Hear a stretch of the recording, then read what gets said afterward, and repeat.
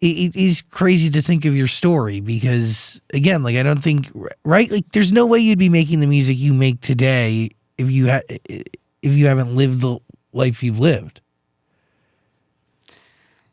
I'd say so. I've traveling. Okay, so riding trains is really beautiful, amazing, terrifying, horrible, traumatizing experience I've ever experienced in my life. And not only just because of the way you're doing it, but the people you meet. There's some people out there that's just really all they feel like they have to offer. So they really just are just like, this is what I do. And what is it? What is it that they do? they ride trains really well. How does that work? Like the whole train riding thing. Like, how does that just jump on a train? It's like and an go? underground. There's like an underground thing, and people kind of share this this crew change. It's like this book where they tell you where the train stops, and then they tell you how to get there in each town. And like people add to it, and they write stuff, and they add more to it, and then someone else makes a copy, and then they have a copy, and then they add to it, and then they'll cross stuff out and be like, "This is gone," and then they'll be like, "This is how you do it now."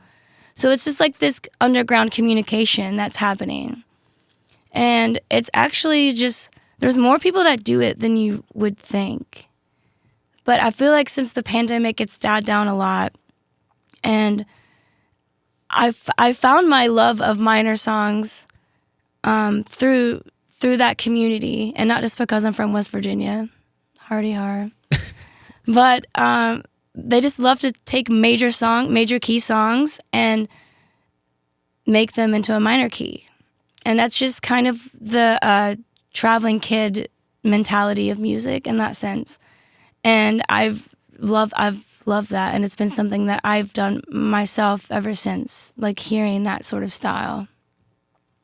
Can you explain what it's like to ride trains with people who really don't have an end destination in mind? Because I'm assuming that's the way they live, right? Yeah. It's beautiful. Of course, maybe bring some earplugs. It's kind of loud. And make sure you have a sleeping mat. You don't want to sleep on that metal. Woo! I've done that before. It's not cool. How many people would you be sleeping with in a train car? Well, it just depends. Like, it depends on what you're riding. Because, like, there's grainers where you can get on the front where they have the lip or whatever where they connect. Sometimes they'll have porches, and there's mini wells, and you can get down in them, and you can kind of, like, hide. And that's with the grainer. Then there's the gondolas. But there's a lot more climbing and jumping, and a lot of times they're either filled with junk or they're empty, and that's it can be a lot, like getting in and out, especially with gear.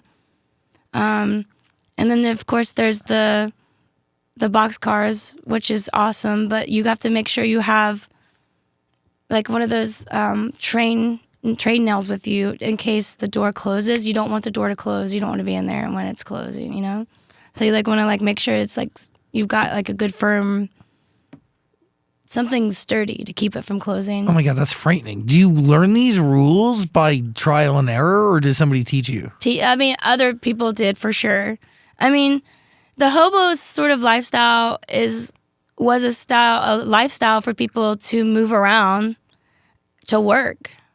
They would hop on the freight train to go to town to look for jobs. Yeah. Like that's the traditional, and like that's kind of how some of it is now in a way, because a lot of these people work like sugar beets, or they work like harvesting sort of situations where they follow the seasons and go to places where things are in season. So then they work for the farm for a little bit of money, and then so it's like the fantasy is still there and the dream is still there of like what it used to be, but just add liquor and Carhartts and a dog maybe and a septum piercing, but.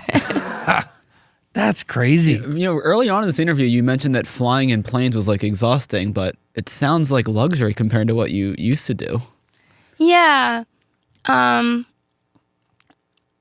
you got your home on your back, and you got everything with you, so you're not too worried. Yes, that's true. Is it weird to own things? I don't really own that much. It doesn't take much to make me happy. I do have my crystal lamps though. I do like my crystal lamps.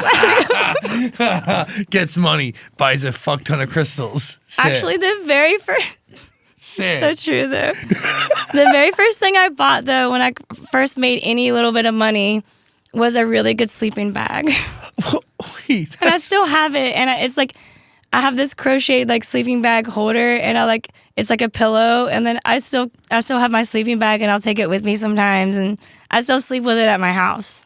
that's Do you have a bed? really I do meaningful. have a bed. No, but that's really meaningful and also like really impactful and clearly ingrained into so much of your life.